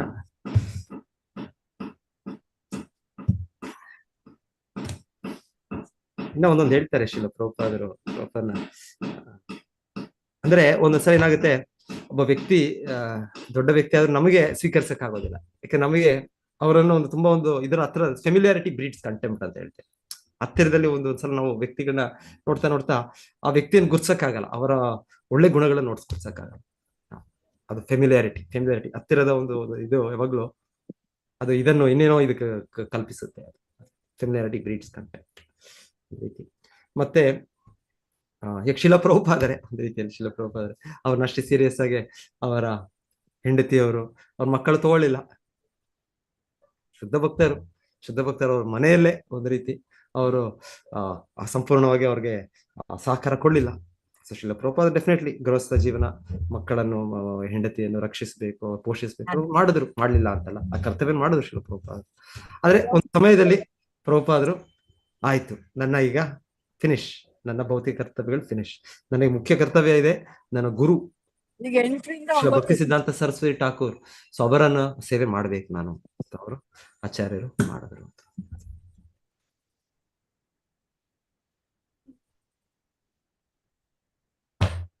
ಶಿಲಪ್ರಭುಪಾದ ಸಮಯದಲ್ಲಿ ಒಂದು ಫಿಲಿಂ ಕೂಡ ಬಂತಲ್ಲ, ಅದೇನೋ ಅದು ಹರೇ ಕೃಷ್ಣ ಇದು ಅಂತ ಎಲ್ಲ ಏನೋ ಮಾದಕ ವಸ್ತು ಸೇವನೆ ಮಾಡ್ತಾ. ಸೊ ನಾನು ಕೂಡ ಫಸ್ಟ್ ಹರೇ ಕೃಷ್ಣ ಅಂದ್ರೆ ನಾನು ಏನು ಟಿವಿಯಲ್ಲಿ ನೋಡಿದ್ದು ಇದೆ ಅಂತಾನೆ ಅನ್ಕೊಂಡಿದ್ದೆ. ನೀವು ಕೂಡ ಸ್ವಲ್ಪ ಜನ ನನ್ನ ಸಮಕಾಲಿಕರ ಆ ರೀತಿ ಅನ್ಕೊಂಡಿರ್ಬೋದು, ಇನ್ನೊಂದು ರೀತಿ. ಯಾಕಂದ್ರೆ ಆ ಫಿಲಿಂ ಅಷ್ಟು ಫೇಮಸ್ ಆಗೋಯ್ತು ಆ ಟೈಮಲ್ಲಿ. ಫೇಮಸ್ ಆಗ್ಬಿಟ್ಟು ಎಲ್ಲರೂ ಕೂಡ ಹರೇ ಕೃಷ್ಣ ಅಂದ್ರೆ ಅವರು ಇದು ಮಾದಕ ವಸ್ತು ಸೇವನೆ ಡ್ರಗ್ಸ್ ಎಲ್ಲ ತಗೊಳ್ಳೋರು ಅಂತ. ಯಾಕಂದ್ರೆ ಒಂದು ವೈರತ್ವ, ಜನರು ಈ ರೀತಿ ಆ ವೈರತ್ವದಲ್ಲಿ ಅವರು ಇದು ಮಾಡ್ತಾರೆ. ಎನಿವೆ ಕೃಷ್ಣ ಇದು ಇನ್ನೊಂದು ರೀತಿ ಇರುತ್ತೆ. ಕೃಷ್ಣನು ಹೇಗೆ ಅವನು ಪ್ರಖ್ಯಾತನಾಗಬೇಕು, ಹೇಗೆ ಅವನ ಭಕ್ತರನ್ನು ಪ್ರಖ್ಯಾತರಾಗಿ ಮಾಡ್ಬೇಕು, ಅದು ಅವನ ಇಚ್ಛೆ. ಅವನು ಯಾವ ರೀತಿಯಲ್ಲಿ ಅವರು ದೂಷಿಸುತ್ತಾ, ಜನರು ದೂಷಿಸ್ತಾ ಹರೇ ಕೃಷ್ಣ ಮಂತ್ರ, ಹರೇ ಕೃಷ್ಣ ಚಟುವಳಿ, ಅವರ ಜನರು ಹರೇ ಕೃಷ್ಣದ ಸರಿ ಇಲ್ಲ, ಸೊ ಈಗ ದೂಷಣೆ ಮಾಡ್ತಾ ಅವರು ಹರೇ ಕೃಷ್ಣ ಹೇಳ್ತಾ ಇದ್ದಾರೆ. ಸೊ ಹಾಗೆ ನಾನು ಕೂಡ ಆ ರೀತಿಯಲ್ಲಿ ಒಂದು ರೀತಿ ಹರೇ ಕೃಷ್ಣ ಈ ಜನ ಅನ್ಕೊಂಡು, ಆದ್ರೆ ಬರ್ತಾ ಹರೇ ಕೃಷ್ಣ ಹೇಳ್ತಾ ನಾವು ಹೇಗೋ ಶುದ್ಧರಾಗ್ತೇವೆ. ಹೇಗೋ ಒಂದು ಕೃಷ್ಣನಾಮ ಹೇಳಿ, ಹರೇ ಕೃಷ್ಣ ಹೇಳಿ, ಹರೇ ಕೃಷ್ಣ ಭಕ್ತರನ್ನು ನಾವು ಇದು ಮಾಡಿ ಟೀಕೆ ಮಾಡಿ ಕೊನೆಗೆ ನಾವು ಕೂಡ ಹರೇ ಕೃಷ್ಣ ಆಗ್ಬಿಡ್ತೇವೆ. ಅದೇ ಯಾವ್ದೋ ಒಂದು ಹಿಂದಿ ಪಿಕ್ಚರ್ ತೆಗೆದಿದ್ರಲ್ಲ ಪ್ರಭು, ಅವರು ಇದ್ ಮಾಡ್ಕೊಂಡು ದಮ್ ಮಾಡ್ಕೊಂಡು ಅದೇ ನಾವೆಲ್ಲ ಫಸ್ಟ್ ಹಾಗೆ ಅನ್ಕೊಂಡಿದ್ವಿ, ಹರೇ ಕೃಷ್ಣ ಅಂದ್ರೆ ಅದೇ ಅನ್ಕೊಂಡಿದ್ವಿ. ಇವರೆಲ್ಲ ಭಕ್ತರೆಲ್ಲ ಇದೆಲ್ಲ ಏನೋ ಯಾರೋ ಅಧಾರ್ಮಿಕರು ಇವರು, ಕೃಷ್ಣ ಅಂದ್ರೆ ಹಾಗೆ ಅನ್ಕೊಂಡಿದ್ದೆ ನಾನು. ಕೃಷ್ಣ ಅಂದ್ರೆ ಏನು, ಕೃಷ್ಣನ ನಾವು ಹೇಗೆ ಅರ್ಥ ಮಾಡ್ಕೊಂಡ್ಬಿಡ್ತೇವೆ ಅಂದ್ರೆ, ಕೃಷ್ಣ ಅಂದ್ರೆ ಎಲ್ಲ ತುಂಬಾ ಕಾಮಿ, ಅಷ್ಟು ಗರ್ಲ್ ಫ್ರೆಂಡ್ಸು ಅಷ್ಟು ಇದು ಆತರ ಅಂತ ನಮ್ಮ ಭಾವನೆ.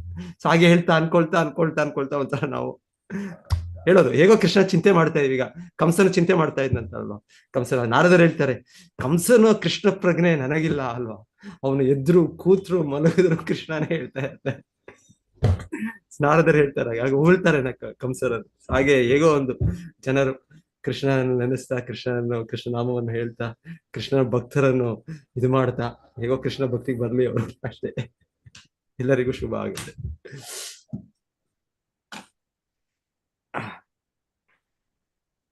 ಮತ್ತೆ ಇನ್ನೇನಿದೆ ಈ ಭಾವಾರ್ಥದಲ್ಲಿ? ಎಸ್, ಸೊ ಇವರ ವ್ಯಕ್ತಿತ್ವ ಯಾರು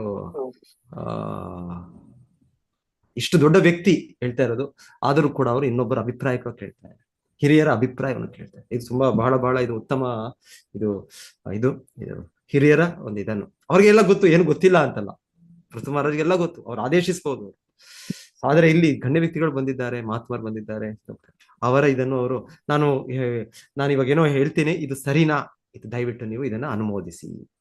ಈಗ ಪರೀಕ್ಷಿತ್ ಮಹಾರಾಜರು ಹಾಗೆ ನೋಡ್ತೇವೆ, ಭಾಗವತದ ಪ್ರಥಮ ಸ್ಕಂದದಲ್ಲಿ ಅವರ ಇದಾಗತ್ತೆ, ಏನಾಗುತ್ತೆ, ಶಾಪ ಆಗತ್ತೆ. 7 ದಿವಸದಲ್ಲಿ ಪರೀಕ್ಷಿತ್ ಮಹಾರಾಜರು ಸಾಯ್ಬೇಕು, ಅವ್ರಿಗೆ ಶಾಪ ಆಯ್ತು. ಅವರು ಎಷ್ಟು ಬಲಶಾಲಿ ಅಂದ್ರೆ ಆ ಶಾಪವನ್ನು ಅವರು ತಿರುಗಿಸ್ಬೋದಾಗಿತ್ತು.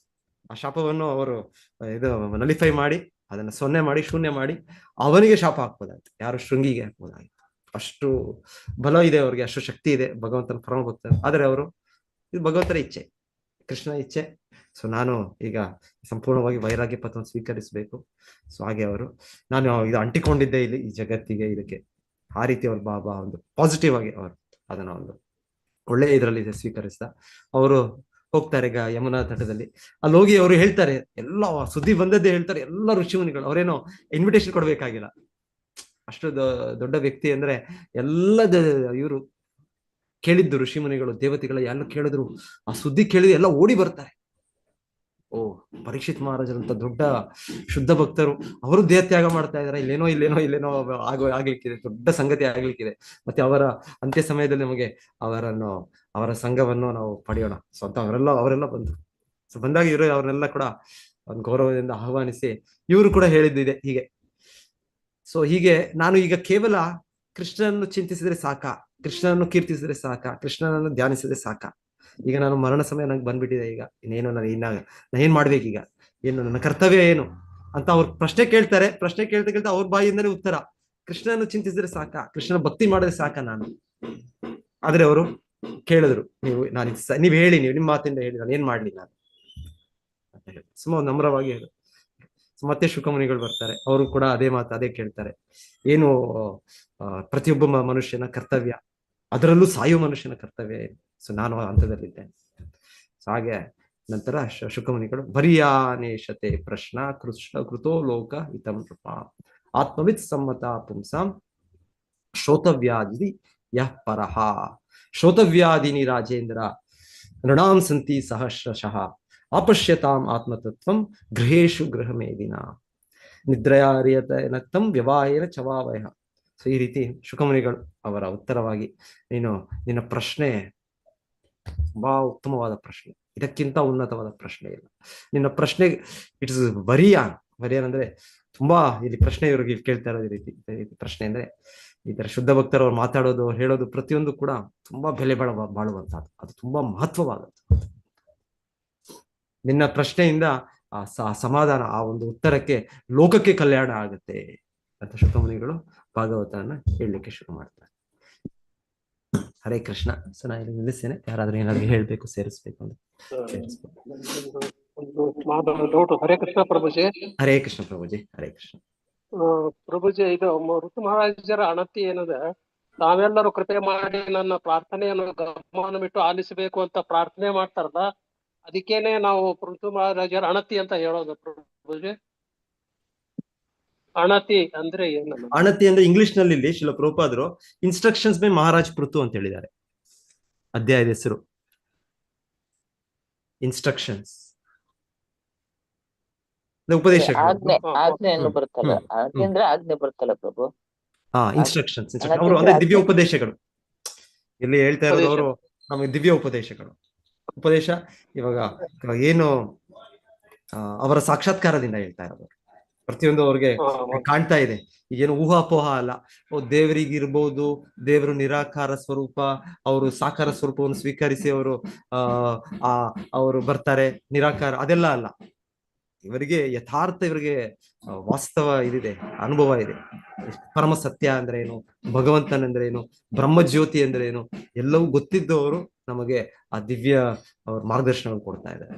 ಸೊ ಭಾಗವತದಲ್ಲಿ ನಮ್ಗೆ ಹೀಗಿರೋದು, ನಮ್ಗೆ ಇಲ್ಲ ನೀವು ಈ ರೀತಿ ಯೋಗ ಮಾಡಿ, ಈ ರೀತಿ ಮಂತ್ರ ಜಪಿಸಿ, ಈ ರೀತಿ ನೀವು ಯಜ್ಞ ಮಾಡಿ, ಈ ರೀತಿ ಭೂತ ಪೂಜೆ ಮಾಡಿ, ಈ ರೀತಿ ಎಲ್ಲ ಅವ್ರ ಉಪದೇಶಗಳು ಸರಿಯಾಗಿ ನಾವು ಏನ್ ಮಾಡಿ, ಪ್ರತಿಯೊಂದು ಜೀವಿ ಕೂಡ ನಾವು ಭಗವಂತ ನಿತ್ಯ ಸೇವಕರಾಗಿ ನಮ್ಮ ಕರ್ತವ್ಯ ಏನು, ನಮ್ಮ ಧರ್ಮ ಏನು, ಅದನ್ನ ನಾವು ತಿಳಿಸ್ತಾ ಇದ್ದೀವಿ. ಹರೇ ಕೃಷ್ಣ ಪ್ರಭುಜಿ. ಅಂದ್ರೆ ಇಲ್ಲಿ ಪೃಥು ಮಹಾರಾಜರಿಂದ ನಾವು ಕಲಿತಾ ಇರೋದೇನಂದ್ರೆ, ನಾವೆಷ್ಟೇ ಶುದ್ಧ ಭಕ್ತರಿದ್ರು ಅಥವಾ ಇನ್ಯಾವುದೇ ಒಂದು ಉನ್ನತ ಸ್ಥಾನದಲ್ಲಿದ್ರು ಕೂಡ ಏನಾದ್ರೂ ಒಂದು ನಿರ್ಧಾರ ಮಾಡ್ಬೇಕು, ಏನಾದ್ರೂ ಒಂದ್ ಮಾಡ್ಬೇಕು ಅಂದ್ರೆ ನಮ್ಗಿಂತ ಹಿರಿಯರನ್ನ ಪರಾಮರ್ಶಿಸ್ಬೇಕು, ಮತ್ತೆ ಅವರ ಅನುಮತಿ ಪಡ್ಕೊಂಡು ಅವರ ಒಂದು ಇದ್ರ ಮೇಲೆ ಮಾಡ್ಬೇಕು ಅನ್ನೋಂಥದ್ದು. ಸೇಫ್, ನವಾಗ ಸೇಫ್ ಆಗಿರ್ತೀವಿ ನಾವು. ನಮ್ಮ ಮನಸ್ಸಿದೆ, ನಮ್ಮ ಮನಸ್ಸೇ ನಮ್ಮ ಪರಮ ಸ್ನೇಹಿತ, ಮನಸ್ಸೇ ನಮ್ಮ ಪರಮ ಶತ್ರು. ನಮ್ಮಲ್ಲಿ ದೋಷಗಳಿದೆ ಪ್ರಭುಜಿ, ಆ ದೋಷಗಳು ಅದ್ರಲ್ಲಿ ಎಲ್ಲಿ ಅಂತ ಇದ್ರಲ್ಲಿ ದೋಷಗಳಿಂದ ಯಾವ ನಿರ್ಧಾರ ತಗೊಂಡ್ಬಿಡ್ತೀವೋ ಅನ್ನೋದು ಅವರಿಂದ ಒಂದು ಅಂಗೀಕೃತ ಆಗುತ್ತೆ, ಇಲ್ಲ ಇದು ಸರಿನಾ ತಪ್ಪ ಅಂತ ಗೊತ್ತಾಗುತ್ತೆ. ಮತ್ತೆ ಇನ್ನೊಂದು ಇಷ್ಟ ಆಗಿದ್ದು ಪ್ರಭುಜಿ, ದ್ವೇಷಿಸೋರು ಪ್ರಭುಜಿ, ಅವರು ಕೂಡ ತುಂಬಾ ಒಳ್ಳೆ ಜನ ಪ್ರಭುಜಿ. ಅಂದ್ರೆ ಅವ್ರು ದ್ವೇಷಿಸಿದಾಗ, ನಿಂದಿಸಿದಾಗ ಪುಟಕ್ಕಿಟ್ಟ ಚಿನ್ನ ಮಾಡ್ತಾರೆ ಅಂತ, ಅದ್ರ ಒಂದು ಟೆಸ್ಟಿಂಗ್ ಪೀರಿಯಡ್ ಇಟ್ಬಿಡ್ತಾರೆ ಅವ್ರಿಗೆ. ಅದಿದ್ರೆ ನಾವು ಬದ್ಧ ಜೀವನದಲ್ಲಿ ನಮ್ಗೆ ಆಗಿದ್ದಾಗೆ ನಾವು ನಮ್ಮ ತಿದ್ದುಕೊಳ್ಳೋಕೆ, ನಾವು ಅನ್ವೇಷಿಸೋದಕ್ಕೆ ನಮಗೆ ಅದು ಸಹಾಯ. ಹಾ ಪ್ರಭುಜಿ, ಅಂದ್ರೆ ಎಷ್ಟು ದ್ವೇಷ ಪಡ್ತಾರೆ ಅಂದ್ರೆ ತಂದೆ ತಾಯಿ ಕೂಡ ನಮ್ಮನ್ನ ಅಷ್ಟು ಪ್ರೀತಿಸಲ್ಲ, ಅಷ್ಟು ಇವ್ರು ಇಂಡೈರೆಕ್ಟ್ ಆಗಿ ಪ್ರೀತಿಸ್ತಾರೆ ಪ್ರಭುಜಿ. ಅಂದ್ರೆ ನಮ್ಮಲ್ಲಿರೋ ಎಲ್ಲ ಕರ್ಮಗಳನ್ನ ತಗೊಂಡ್ಬಿಡ್ತಾರೆ. ಯಾರು ಅಂತ ಮಹಾ ಪುಣ್ಯ ಕಾರ್ಯ ಮಾಡಲ್ಲ, ಅವ್ರು ಮಾಡ್ತಾರೆ. ಹಾಗೊಂದ್ ವೇಳೆ ಅದ್ರಲ್ಲಿ ಸಕ್ಸಸ್ ಮಾಡಿದ್ರೆ ಭಗವಂತನನ್ನೇ ಕರ್ಗಿಸ್ಬಿಡ್ತಾರೆ ಅಲ್ಲಿ. ಅಂದ್ರೆ ಭಗವಂತ ನಮ್ಮ ಒಳ್ಳೆತನಕ್ ಬರ್ತಾನೋ ಇಲ್ಲೋ, ಇವ್ರು ಇಟ್ಟಿದ್ ಟೆಸ್ಟ್ಗಾದ್ರೂ ಸರಿ ಪರಮಾತ್ಮ ಅಲ್ಲಿ ಇಳಿದ್ ಬಿಡ್ತಾನೆ. ಇಲ್ಲ ಇದು ಚಿನ್ನನೆ ಅಂತ ತೋರ್ಸಕ್ಕೆ. ಆದ್ರೆ ಹರಿದಾಸ್ ಠಾಕೂರ್ ಅವರು ಇವ್ರದೆಲ್ಲ ನೋಡಿದಾಗ ಪ್ರಭುಜಿ, ಅಲ್ಲಿ ಚೈತನ್ಯ ಮಹಾಪ್ರಭುಗಳೇ ಬರ್ಬೇಕು ಅಂತಂದ್ರೆ ಅವ್ರು ಕೊಟ್ಟಿದ್ ಕಿರುಕುಳಗಳು, ಅವ್ರಿಗೆ ಕೊಟ್ಟಿದ್ ನೋವುಗಳು, ಅದನ್ನ ಆದ್ರೆ ಅವ್ರಿಗೆ ಸಾಕ್ಷಾತ್ಕಾರಕ್ಕೆ ತುಂಬಾ ಸಹಾಯ ಒಳ್ಳೆ ಮಾಡ್ತಾರೆ ಉದಾಹರಣೆ ಪ್ರಭುಜಿ. ನೀವ್ ಹೇಳಿದ ಹರಿದಾಸ್ ಠಾಕೂರ್ ನೋಡಿ, ಅಂತ ಉನ್ನತ ವ್ಯಕ್ತಿ. ಆದರೆ ಅವರನ್ನು ದ್ವೇಷಿಸಿದ ಆ ಮುಸ್ಲಿಂ ರಾಜ, ಮೊದಲಿಗೆ ಮುಸ್ಲಿಂ ರಾಜ, ಅವ್ರಿಗೆ 22 ಇದ್ರ ಸ್ಥಳಗಳಲ್ಲೇ ಹೊಡೆದದ್ದು ನೋಡಿ. ಆದರೂ ಹೇಳೋದು ಹರಿದಾಸ್ ಠಾಕೂರ್ ಅವರು ಮಧ್ಯಮ ಲೆವೆಲ್ ಅಲ್ಲೂ ಕೂಡ ವ್ಯಕ್ತಪಡಿಸ್ತಾ ಇಲ್ಲ, ಅವರು ಉನ್ನತವನ್ನೇ ವ್ಯಕ್ತಪಡಿಸ್ತಾರೆ, ಉತ್ತಮ ಭಕ್ತನಾಗಿ. ಸೊ ಅವರು ಇದು ನನ್ನ ಕರ್ಮ, ಇದು ನನಗೆ ಇನ್ನ ಇದು ಸಿಗ್ಬೇಕು ಇದು. ಸೊ ಅಂತವ್ರು. ಸೊ ಇದು ಎಲ್ಲ ಒಂದು ನಾವು ಇಮಿಟೇಟ್ ಮಾಡಕ್ಕಾಗಲ್ಲ, ಆದ್ರೆ ನೋಡ್ಬೋದು ಯಾವ್ಯಾವ ಭಕ್ತರು ಯಾವ್ಯಾವ ಲೆವೆಲ್ ಅಲ್ಲಿ ಇದ್ದಾರೆ. ಅದೇ ಹರಿದಾಸ್ ಠಾಕೂರ್ ಮತ್ತೆ ನಾವು ಕೇಳೋದು, ಆ ಜಮೀನ್ದಾರ ಯಾರು, ಆ ಊರಿನ ಜಮೀನ್ದಾರ, ಅವನು ಕೂಡ ದ್ವೇಷದಲ್ಲಿ ನನಗಿಂತ ಪ್ರಖ್ಯಾತನ ಇವನು. ಸೊ ನಾನು ಜಮೀನ್ದಾರ, ನಾನು ಎಲ್ಲರೂ ನನ್ನ ಪ್ರಜೆಗಳು, ಅರೆ ಇವನ್ ನೋಡಿದ್ರೆ ಭಿಕಾರಿ, ಇವನಿಗೆ ಅದು ಯಾವ್ದೋ ಬೇರೆ ಧರ್ಮದಿಂದ ಬಂದವನು ಅವು ಕೂಡ ಅನ್ಕೊಳ್ತೇವೆ ನಾವು. ಇವರು ಬ್ರಾಹ್ಮಣ ವಂಶದವರು, ಇವರು ಇನ್ನೊಂದು ಉನ್ನತ ಕುಲದವರು, ಇವರು ಒಂದು ಮುಸ್ಲಿಂ. ಹರಿದಾಸ್ ಠಾಕೂರ್ ಸುಮ್ಮನೆ ಹೇಳ್ತಾ, ಯಾರೋ ಭಕ್ತರು ಯಾರೋ ದೇವಸ್ಥಾನಕ್ಕೆ ಬಂದಾಗ ಯಾರೋ ಈ ಹೊರಗೆ ಬಂದಿದ್ರು, ಸ್ವಲ್ಪ ಏನೋ ಟ್ರೀಟ್ಮೆಂಟ್ ತೊಗೊಳ್ತಾ ಅವ್ರು ಒಳಗ್ ಬರಕ್ಕೆ ಇದ್ ಮಾಡ್ತಾ ಇರುತ್ತೆ. ಮತ್ತೆ ನಮ್ಮ ಭಕ್ತರು ಹೋಗಿ ಅವ್ರನ್ನ ನಾವು ಪ್ರತಿ ದಿವಸ ಜೈ ಅಂತ ಹೇಳ್ತೀವಿ, ನಿಮ್ಮ ಕುಟುಂಬದಲ್ಲೇ, ನಿಮ್ಮ ಜಾತಿಯಲ್ಲೇ ಹುಟ್ಟಿದವರು ಅವರು ಅಂತ ಹೇಳಿ ಅವ್ರ ಹೊರಗೆ ಕರ್ಕೊಂಡು ಬಂದು ಅವ್ರ ಕೀರ್ತನೆ ಎಲ್ಲ ಕೇಳಿ ಕ್ಲಾಸ್ ಕೀರ್ತನೆ ಭಾಗವಹಿಸಿ ಸಂಧ್ಯಾ ಆರತಿ ಹೋದ್ರು ಅಂತ ಹೇಳ್ತಾರೆ. ನಾನು ಅವ್ರು ಹೇಳಿದವ್ರಿಗೆ ಉತ್ತರ ಕೊಟ್ಟಿದ್ದು, ಅವ್ರಿಗೆ ನಾವು ಜೈ ಅಂತ ಹೇಳ್ತೀವಿ, ನಾಮಾಚಾರ್ಯ ಶಿಲಾ ಹರಿದಾಸ್ ಠಾಕೂರ್. ಸೊ ಆ ರೀತಿ ಹರಿದಾಸ್ ಠಾಕೂರನ್ನು ದ್ವೇಷಿಸಿದ್ದು ಆ ಜಮೀನ್ದಾರ. ಸೊ ಆ ಸನ್ನಿವೇಶದಲ್ಲಿ ನಾವು ನೋಡ್ತೇವೆ, ಹರಿದಾಸ್ ಠಾಕೂರರು ಆಗ್ಲೇ ಹೋಗ್ಬಿಡ್ಬೇಕು ಅಂತಿದ್ರು. ಜಮೀನ್ದಾರನು ಹಾಗೆ ಒಂದು ದೊಡ್ಡ ಪ್ಲಾನ್ ಮಾಡಿ ಆ ವೇಶ್ಯೆಯನ್ನ ಕಳಿಸಿ ಅವರ ಇದನ್ನು ಕೆಳಗಿಳಿಸಬೇಕು ಅಂತ. ಸೊ ಹೇಳ್ತಾರೆ ಹರಿದಾಸ್ ಠಾಕೂರರು ಹೋಗ್ಬಿಡ್ಬೇಕು ಅಂತ. ಹರಿದಾಸ್ ಠಾಕೂರ್ ಎಷ್ಟು ಇದಂದ್ರೆ, ಅವರನ್ನು ಉದ್ಧರಿಸೋಣ, ಹೇಗೋ ನನ್ನ ಹತ್ರ ಬರ್ತಾ ಇದಾರಲ್ಲ ಆ ವ್ಯಕ್ತಿ, ಸೊ ಅವರನ್ನು ಕೂಡ ಉದ್ಧರಿಸೋಣ. ಸೊ ಇದು ನಮಗೆ ನಾವಲ್ಲೇ ಅಂದ್ರೆ ನಾವೇನ್ ಕ್ರಮ ಪಡ್ಬೇಕು, ಅವರಿಂದ ಪಲಾಯನಗೊಳ್ಬೇಕಷ್ಟೇ. ಆದ್ರೆ ಹರಿದಾಸ್ ಠಾಕೂರ್ ಅಂತ ಶುದ್ಧ ಭಕ್ತರು ಮಹಾತ್ಮರು ಆ ವ್ಯಕ್ತಿಯನ್ನು ಕೂಡ ಉದ್ಧರಿಸ್ಬಿಟ್ರು. ಸೊ ಇದು ಹರೇ ಕೃಷ್ಣ ಪ್ರಭುಜಿ. ಪ್ರಭುಜಿ ಅದಕ್ಕೆ ದಾಸರು ಹೇಳ್ತಾರೆ, ನಿಂದಕರಿರ್ಬೇಕವ್ಯ ಜಗದಳು, ನಿಂದಕರಿರ್ಬೇಕು ಅಂತಾರೆ. ಹಾಡಿದೆ ಪ್ರಭುಜಿ, ದಾಸರು ಹಾಡಿದೆ ಪ್ರಭುಜಿ, ನಿಂದಕರಿರ್ಬೇಕಯ್ಯ ಜಗದಳು, ನಿಂದಕರಿರ್ಬೇಕು ಅಂತ. ನಿಂದನಿಸಬೇಕು ನಮ್ಗೆ ಒಳ್ಳೇದು. ಅದನ್ನ ಹಂದಿಗಳಿಗೆ ಹೋಲಿಸ್ತಾರೆ,